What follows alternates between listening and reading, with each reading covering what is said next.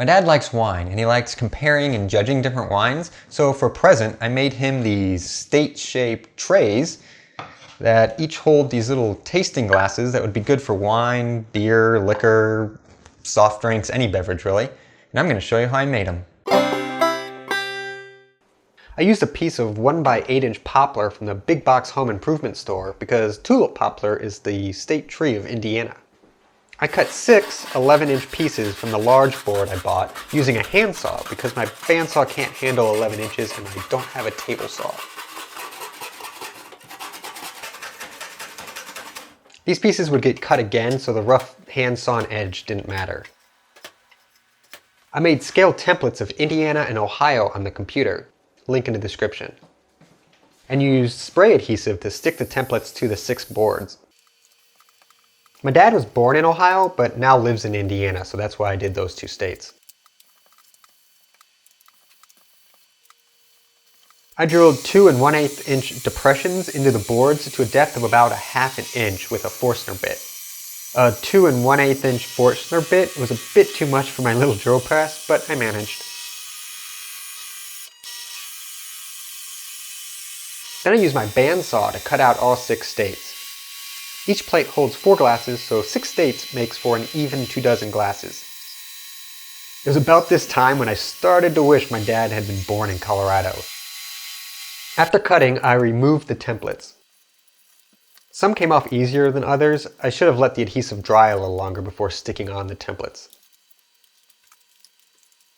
Then I started sanding. There was lots of sanding. I discovered that Dremel makes a little sanding disc that makes this whole process a little easier. Link in the description. I still had to do quite a bit of hand sanding, but the sanding disc and some sanding drums on the rotary tool really saved time.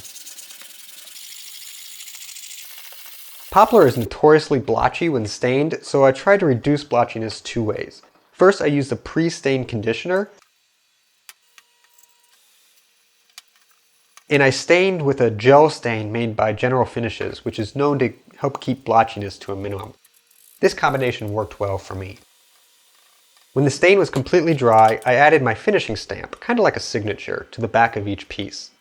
The white ink I used didn't really want to dry, so I tried heat setting it with a heat gun, which worked fairly well.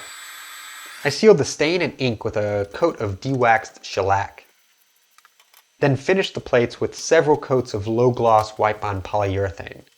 I used polyurethane because I wanted the water resistance that poly provides, even though it takes a while to dry between coats. After the last coat had dried, I added some 6-ounce tasting glasses. These specific glasses are made by Libby and sold at various places, but I got mine from Crate & Barrel. Link in the description. I think the plates turned out really well. My dad really liked them. He was very impressed. We tried them out on Christmas Eve and they were a big hit. There are links below where you can download for free the cutting templates I made, as well as numbered sheets that you can use for writing notes when tasting. I hope you liked the video. If you did, give it a thumbs up. You can also subscribe to keep up to date with my newest videos. Thanks for watching. My dad likes street. So for a present, I built him. I decided to make him state-shaped.